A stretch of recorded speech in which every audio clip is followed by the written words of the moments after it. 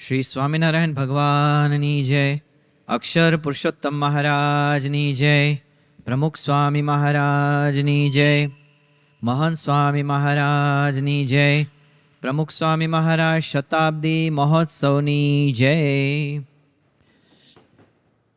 In the last session of the Jivan Charitra study class, we were in Makrana with Pramukh Swami Maharaj and discussed how the difficult times that he had while he was in Makrana.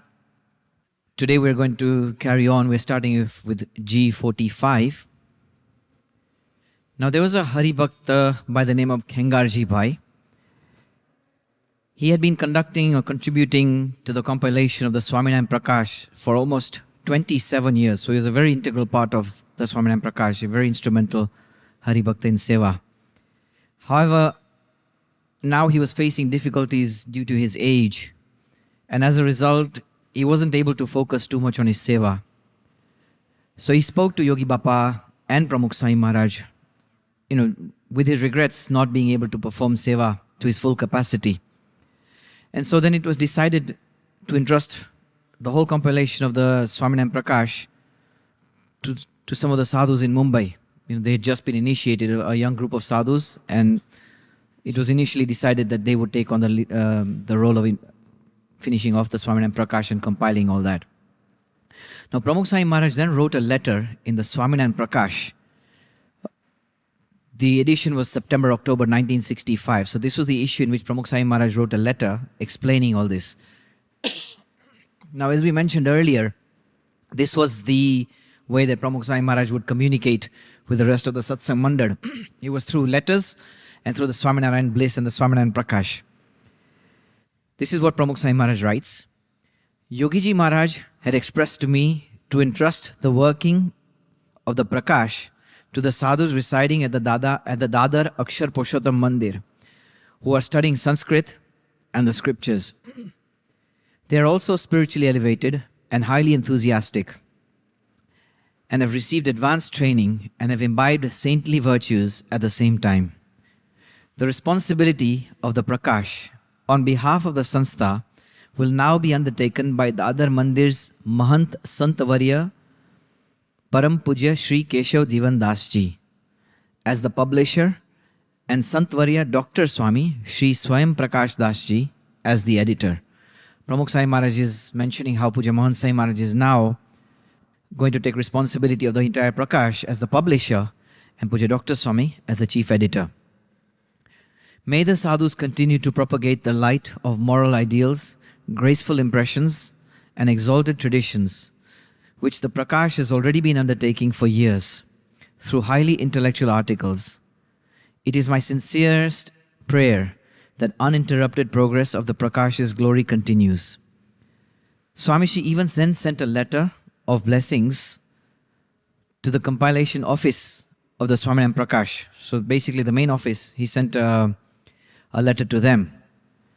And in the letter he wrote, the Prakash has been occupying a unique place in the satsang to date by diffusing the philosophical principles of Agna, Upasna, Sadbhav and Paksh. The Prakash has ignited considerable enthusiasm in the hearts of all the devotees by adhering solely to the aim of spreading satsang. It is my request to every devotee to consider this monthly magazine as their own and to nourish the Prakash by preserving it as an integral part of the satsang. Since Puja Swayam Prakash Swami has accepted the seva as the editor on the occasion of the new year of the Prakash, I pray to Maharaj and Swami for him. It's nice to see how Pramukh Swami Maharaj is actually encouraging everybody to subscribe for the Swaminarayan Prakash, to read it, and similarly also he expressed his vote of confidence in Puja Dr. Swami as the chief editor. Let's move on to G46. Now, considering his health, Yogiji Maharaj was to now stay in Mumbai for the entire month of Bhadarva. And as a result, he wasn't going to travel to Saranpur for the festival on the occasion of Bhadarva Amas. This is something that every year Pramukh Swami Maharaj and Yogi Bapa would go to Saranpur during this month. However, due to his health, he was going to stay back in Mumbai this time. And so he'd asked Puja Sant Vallabh Swami to take Pramukh Swami Maharaj on his behalf for the festival. Sant Vallabh Swami was overseeing all the activities in Sarangpur, and so that's why Yogi Bappa spoke to him. And so Swamiji then arranged his vichran in the villages which are close to Sarangpur, such as Mojidad, Chachana, Acharda, all these other places. And the plan was to leave for his vichran immediately after celebrating the Jaljini festival in Sarangpur. However, Swamiji then had to unexpectedly leave for Ahmedabad for some urgent administrative work. And so then he approached Puja Sant Vallabh Swami. We can see an image of Puja Sant Swami to seek permission to leave. Now, although Pramukh Swami Maharaj was the president of the Sanstha, he always respected the local leadership and always made sure that he would consult and take permission from them before any such endeavor. So then Swamiji eventually requested Puja Sant Vallabh Swami and took permission to take his leave.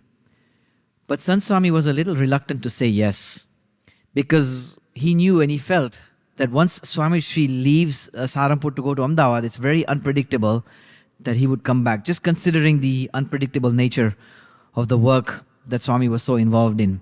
And so he was a little hesitant. And so when Sant Vallabh Swami heard this, he became very silent. And so then Swamiji immediately recognized this silence, and then he gave Sant Swami his word, saying that, look, I will return, I'll make sure that I do return. And then eventually with these words, Swamiji took leave. Swamiji headed off to Barwada, and he got a bus to Ahmedabad at about 10:30 p.m. Now this is noteworthy. Swami, the president of BAPS, is traveling by bus. The bus that he catches is at 10:30 p.m. from Barwada. If any of us who have traveled by bus in India would know how, it's probably much better right now, but back in the day it was very, very difficult, very tiring. The roads and the buses weren't always of that standard. And so we noticed the mode of travel that he took was on a bus. As soon as he got to Ahmedabad, he immediately began a meeting. Now imagine the tiring journey from Sarangpur to Barwada and then to Ahmedabad by bus. And then straight away you have to engage into a meeting.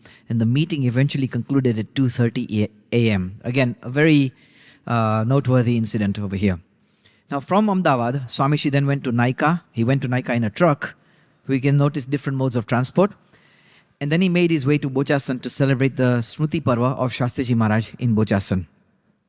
From there, Swami then went to Atladra. The reason for going to Atladra was to check up on Puja Mota Swami's health. Obviously, Mota Swami's health wasn't doing too well. And so Swami then arranged for expert physicians from Anand and Nadiyad to treat Puja Mota Swami. He spent about 3 days just making these arrangements. And then eventually, Swami went back to Ahmedabad and made his way to Botad by train on the same day. So in one day, we can see how much traveling Pramukh Swami Maharaj has to do. Now, every time Pramukh Swami Maharaj would leave by train, there was a Haribhakt by the name of Rasik Bhai. The Rasik Bhai, he was the secretary. We mentioned him earlier in many sessions earlier as well. Rasik Bhai would accompany Papa to the train station and would make sure that he would give him a packet of roasted peanuts. The reason for this was because Swami's meals were so uncertain, the chances of him getting to his destination and getting a meal was so uncertain.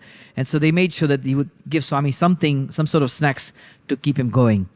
Now on this day, unfortunately, Rasik Bhai actually forgot to give Bappa the packets of peanuts. And eventually they got to Chuda station at midnight, which was very late. They had nothing to eat all day. And as soon as they got to the station, Pramukh Swami Maharaj then suggested to the team that was with him that let's spend the night over here at the station. We can sleep on the bench. Now Hakka Bhai was with Bappa at that time. And so Hakka Bapu got a little bit annoyed and he was a little irritated by this. And so immediately he responded, he goes, oh no, are we going to have to sleep at the station? So then Swami again in a very joking manner says, what's the big deal of sleeping at the station? Now Swami obviously was very much okay to sleep at the station, but he didn't want to trouble everybody else. So eventually they decided to spend the night at the Ginnery, which is across the platform on the opposite side. And so they decided to walk up to the Ginnery to get someone to open it. And Hakka Bhai again, obviously he was very frustrated. So he again burst out saying, who's going to open it at this hour of the time? There's no one going to open it. And Swami said, well, let's try. If no one opens it, then we'll come back. And Hakka Bapu was still so upset. He goes, you know what, we're just going to end up humiliating ourselves without any reason. And Swami goes, what's there to be humiliated about, So this is the dialogue between the two of them over here. Swami walks up to the front gate. They knock on the gate. And the watchman opens the gate. And he asks, he goes, who's there? And the response was very interesting. Pramukh Swami goes, Hu Sarangpurno Narayan Swami. It's Narayan Swami of Sarangpur. Very interesting. Hu Sarangpurno Narayan Swami. Very nice to hear that. The watchman immediately opened the gate and he bowed to Pramukh Swami Maharaj. The sevaks were very surprised, how Pramukh Swami Maharaj knew the watchman or the watchman knew Pramukh Swami Maharaj, and they were so connected this way. Now, Lalji Bhai was the owner of the ginnery at that time, and he knew Pramukh Swami Maharaj very well. So Pramukh Swami Maharaj would often come to visit Lalji Bhai. But interestingly enough, every time he met Lalji Bhai, he also met the watchman. Now, this is something very particular about Pramukh Swami Maharaj. Wherever he went, despite of rank and position, Swami he had the ability to connect with everybody at all levels. And so we can see that he naturally connected to the watchman over here. Swamiji then called Hakabai into the ginnery. He grabbed a bedding, prepared it for Hakabai, prepared it and asked him to go to sleep over there. Swami made arrangements for everybody else. Eventually, it was about 1:30 a.m. by the time Pramukh Swami Maharaj went to sleep. It seems like Chuda station is jinxed, because every time something like this happens, it happens to be Chuda station. Again, we notice another incident at Chuda station. And then Swami actually the next morning, Swami got ready. Swami had to take a bath in an open space under the water tap. There was a tap outdoors and Swami had to take a bath over there. But eventually, Swami then got ready, asked the watchman to arrange for tea and breakfast for Hakabai and all the others that were traveling with him.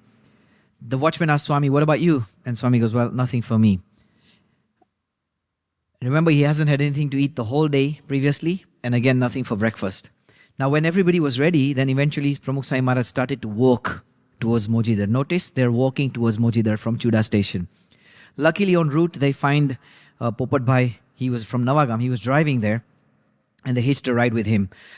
Swamiji then got to the mandir in Mojidar at around 10 a.m. Now, Sant Swami was very surprised and overjoyed to see him over there. And the first things he said, "Swami, you kept your promise." Very typical of Pramukh Swami Maharaj. Never let anybody down. While he met Sant Swami was so excited to see Bapa, but Bapa never mentioned any of his difficulties that he had faced in getting to Saranpur, just to fulfill this promise of Sant Vallabh Swami. Let's move on to G47. Now, Swami's return was at that time in the region of Jalavad.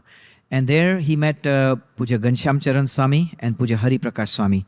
Now, these two santos had been sent from Mumbai for Vichran over there. Now, Sant Swami was the lead sant at that time. Now, Sant Swami he was a very strict, he had a very strict diet. He would only eat once a day, and that even, it was just khichdi. And so even though Hari Bhaktas would insist on offering other sweets and ladus and things like that, but Sant Swami wouldn't take any of that. And he ate only once a day. Now, what happened was that the younger sadhus who were with him, Hari Prakash Swami and Sant Swami, they felt a little shy in accepting anything else. If Sant Swami isn't eating anything, so then they wouldn't take anything. And so when Swami came into Jalavad, both these sadhus were so excited to see Pramukh Swami Maharaj. And at that time, when the devotees then suggested to Bapa, they said, "Swami, look, these sadhus have also come from Mumbai, and Sant Bapa's habit, meaning Sant Swami's habit, he's very strict with his rules. So can you please give Agna, so that we can also prepare a full meal, so we can also feed the two younger sadhus that are with us as well." And so Swami Shri completely understood the situation immediately. And he explained, and he said, "Look, Sant Swami is a Brahmarshi, so, let him be and carry on as he is. But at the same time, let's entertain the sadhus that are with us." And so the next day he arranged for his sevak to prepare tikhi puri, chilies, marchu and ukado just for breakfast. And he called the new sadhus and then served them very lovingly. This was something that the sadhus hadn't seen in such a long time. So it was a very nice way. It's like a father coming to meet his children and then serving, or like a mother coming and serving their children. Swami also sat with them and he also ate with them, but he took very little at that time. The Swami made sure that he respected Sant Swami's tyag and vairagya, but he also took care of the wishes of the younger sadhus at the same time. And this was something very unique in the way that Pramukh Swami Maharaj took care of everybody. Let's move on to G48. So from Mojidar, Swami Shri then eventually went to Navagam, he went to Kantharia, Chachana. Eventually they made their way to Acharda. Now, Pragat Bhagat, who was in Pramukh Swami Maharaj's seva, was performing his daily puja. And one morning in Acharda, while they were sitting there, Yogiji Maharaj had given Agna to Pragat Bhagat to make sure that he looked after Pramukh Swami Maharaj with the utmost care. And as a result, just living with Pramukh Sai Maharaj, Pragat Bhagat had developed a lot of respect and affection for Pramukh Sai Maharaj. And so, as a result, out of deep reverence, he actually kept a murti of Pramukh Sai Maharaj in his puja, which is shocking. But Pragat Bhagat kept a murti of Pramukh Sai Maharaj in his puja at that time. And so, while Pragat Bhagat was performing his puja, Pramukh Sai Maharaj noticed his own photograph in Pragat Bhagat's puja. And as soon as he saw that, he leaned forward, took a hold of the photograph and tore it up and threw it away. He threw it in the nearby toilet, just got rid of his own photograph. Now, again, very shocking to Pragat Bhagat. And it's something that we can notice about Pramukh Sai Maharaj. And then he told Pramukh Sai Maharaj, actually, Pramukh Sai Maharaj then told Pragat Bhagat, he was very upset. And he said to Pragat Bhagat, he goes, look, as long as Yogiji Maharaj is here, you can never keep a photograph of anyone else.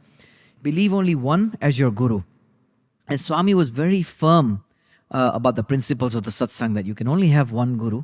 And Yogiji Maharaj was our guru. There should be no reverence to anybody else. And we could see this in the action that Swami took over here, an incredible incident over here. And it's amazing to see that although Yogiji Maharaj spoke so highly of Pramukh Sai Maharaj, you know, we've heard so many times in the past that Yogi Bapa would say, Shastriji Maharaj nu swarup che, Shriji Maharaj nu swarup che, these kind of things. Yet, Pramukh Sai Maharaj never felt even once a desire to be worshipped or idolized in any sort of way. He never allowed others even to entertain the possibility of him being revered in this way. And this was a fundamental characteristic of his Guru Bhakti, because for him, Yogiji Maharaj and Shastriji Maharaj were everything. That is the true form of Guru Bhakti. Swami Shri then traveled in the Jhalawad region for about 15 days and then eventually made his way to Gondal for Sharad Punam. Let's move on to G49. So Sharad Punam celebrations began on the 7th of October 1965. They began by a Diksha ceremony, which had taken place in Gondal. And during the Diksha ceremony, Pramukh Sai Maharaj also addressed the audience at that time. And Swami spoke on how important it is, you know, to have a pure mind, a pure heart, to be able to experience pure joy. And then he also spoke on how it is important to keep the four principles of Agna, Upasna, Sadbhav, and Paksh. And while giving, so this was on the 7th of October. And then on the next day, on the 8th of October, while giving blessings again on the occasion of Sharad Punam, Yogiji Maharaj reminded everybody again that we should all follow Pramukh Sai Maharaj's Agna. This was another very important point that, again, Yogi Bapa would keep reminding everybody how important it is to follow Pramukh Sai Maharaj's Agna. Let's move on to G50. So from Gondal, Pramukh Sai Maharaj then came to Sarangpur to celebrate the Ankut festival. And that year, Yogiji Maharaj was to remain in Gondal. And so Swami Shri also celebrated the Prabodhini Ekadashi in Ahmedabad on his behalf. And then eventually, Swami left for Vaso. Now, while Pramukh Sai Maharaj was in Vaso, he was welcomed with a very grand reception. It was as if Yogi Bapa himself had arrived. There was also a procession on that day. Now, can you imagine such a huge procession, and then immediately, straight after the procession, 35 Padramnis, one after that. As soon as the Padramnis were over, there was a katha that Swami had to go and attend to in the evening. So again, the schedule just keeps going on. However, the next morning, while Swami went into the bathroom, he noticed how dirty it was. And so he took a savarni, which is like an Indian sweeping broom, and he used that to clean the toilet and the bathroom himself. Jate bapai badhu seva kar dedi ne saaf sufi kar nakyu. And we know that Swami, you know, on the one hand you have a grand welcome, as if Yogi Bapa pote padharya che, and on the same time Swami gets involved the next day in such menial seva like cleaning the toilets and the bathroom. But for Bapa, honor or things like this were all the same to him. And we also notice one very good quality about Swami, Saucham, which is cleanliness. Swami was very, very particular about cleanliness. We notice all the mandirs in BAPS, again, very, very particular about cleanliness. And this is something that we've talked about in the past as well. Pramukh Swami Maharaj would often visit different mandirs and make sure that every single corner was clean. But at the same time, while instructing others, he was also a Swayam Sevak. He did it himself as well. Let's move on to G51. So from Vaso, Pramukh Sai Maharaj then eventually went to Bochasan, where he celebrated the Kartik Punam on the 9th of November 1965, and then eventually made his way to Vidyanagar. In Vidyanagar, Swami then spoke to about 300 youths as a part of a study circle lecture series on the subject of religion and science in the Ramakrishna Mission Hall. And he explained to them the importance of spiritual progress if you want to progress in science as well.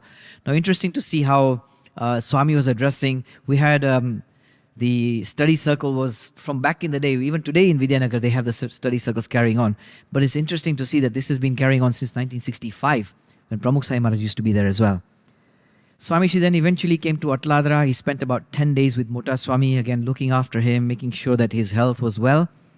And then from there, Swami then went to Shrijipura.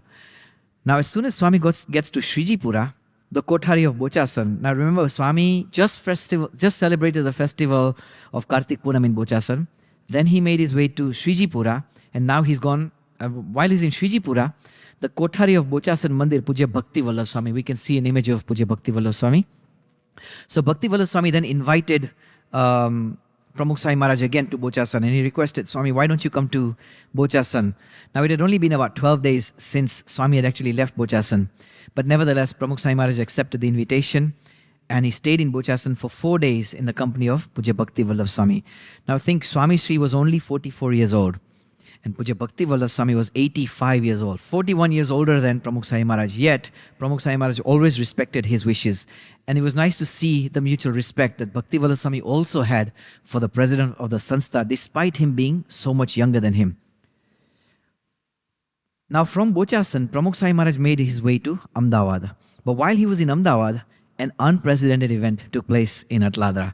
And this can be seen in the January 1966 edition of the Swaminarayan Prakash. I will read what actually happened in that incident. What actually took place in Bochasan was very surprising. And this is what the article says. It was a report in the Swaminarayan Prakash. The 44th birthday anniversary festival of Shastri Narayan Swarup Dasji, the Pramukh of Bochasan's Sri Akshar Purushottam Swaminarayan Sanstha, was celebrated in Atladra with great exuberance on Wednesday, 1st December 1965, in the presence of Param Pujya Mota Swami Sri Yagna Priya Das. On this occasion, many devotees from Vadodara, Bhaili, Chansad, Por, Panetha, and other places were present. Our sincerest prayers that may Param Pujya Pramukh Swami live long and accomplish many noble works of satsang. Pramukh Swami Maharaj was not present during this event. Yet, so interesting to see that Mota Swami, Bhakti Vallabh Swami, all these senior sadhus, they got together to celebrate Pramukh Swami Maharaj's birth anniversary back then. So we can see that Swami had, his personality had attracted a lot of love, admiration and respect, even from the elders, not just his peers. Let's move on to G52. So during his travels, Pramukh Swami Maharaj would often find a way to still, while he's still doing Vicharan and Padramnis, his letter writing still carried on, and he would find a way to still nourish the youth activities with his discourses, kathas, meetings, letters, all this. In fact, once Swami while he was traveling, he wrote a letter to the yuvaks in Kandivali who were in Mumbai. And the letter, again, is a testimony of his perseverance of continually trying to nourish the youth and their activities. Swami writes, Seva, simplicity, flexibility, and noble company. Youths should always prioritize these 4 virtues in their life. There are many types of seva. Their benefits are many as well. In short, humility, self-confidence, and physical health improve and increase through seva. Again, he's stressing on the importance of seva. No type of pride and ego remains through flexibility. And we can act as per Satpurusha's wishes. Various types of useless expenditure are spared through simplicity. Talking about simplicity over here. In this respect, if the youths look at their lives, it would definitely be evident that we squander vast amounts of money on eating, drinking, and clothing. Swami is talking a lot about simplicity. We can live with simplicity. However, we run blindly behind them and ruin our lives. Life becomes purer through noble company. Thus, the youth should always remain completely aware of these 4 virtues. Your mandal will progress, and youths with firm nishta will be developed just as Param Puja Yogiji Maharaj wishes. My prayers and Jai Swaminarayan to all. What a beautiful letter. Let's move on to G53. So from Ahmedabad, Pramukh Swami Maharaj then made his way to Sarangpur. Yogi Bappa was at that time in Gondal, and as soon as Yogi Bappa found out that Pramukh Swami Maharaj was in Sarangpur, he expressed a desire to visit Sarangpur. And so Yogi Bapa's health was very frail. It was still the winter months at that time. And everybody requested him that he shouldn't go, he should go later. But Yogi Bapa's decision was final. And he kept saying that I want to go to Saranpur for darshan. Shastriji Maharaj ni jagyae jawun che, meaning Shastriji Maharaj ni Smriti Mandir, deriye jawun che. Now everyone was very surprised as to why suddenly Yogi Bapa insisted this. But then on the morning of the 8th of December, Yogi Bapa finally came to Saranpur. He went for darshan at the mandir, at the dairy of Shastriji Maharaj, and then spent 2 days there with Pramukh Swami Maharaj in Saranpur, and then eventually left for Gadara. But while he was going to Gadara, he made sure he took Pramukh Swami Maharaj with him as well. Let's move on to G54. Now Yogi Bapa and Pramukh Swami Maharaj eventually came to Gadara.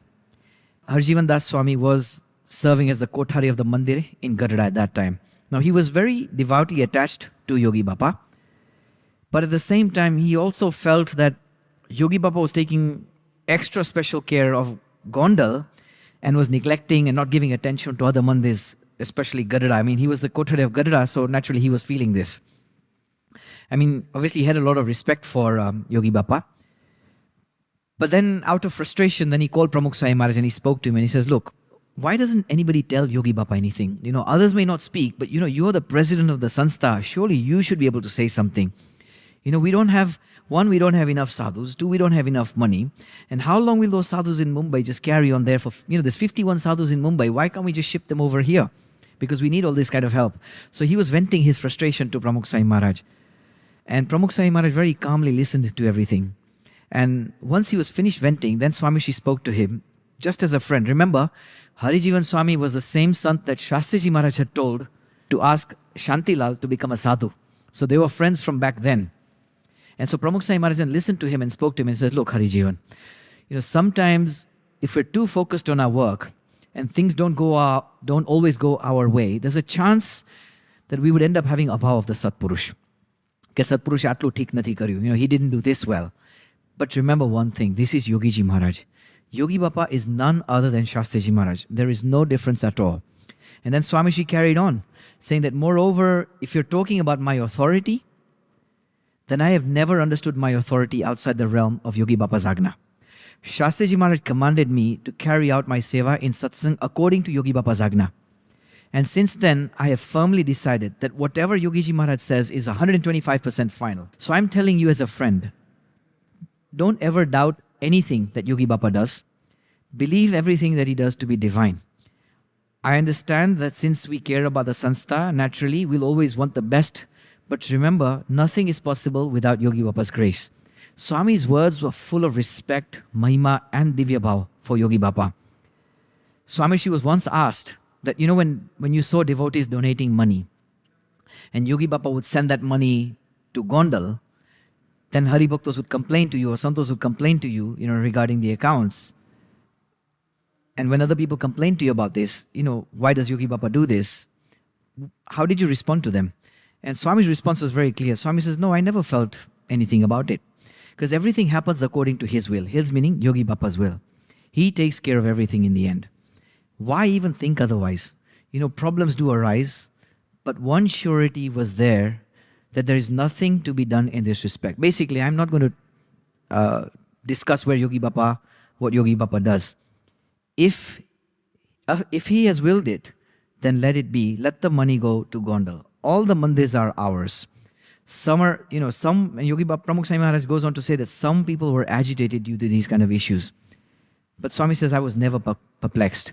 And again, we can see in this incident, Pramukh Swami Maharaj's Guru Bhakti, his Divya Bhav, second to none. So we will end today's session over here. Shri Swaminarayan Bhagwan Ani Jai.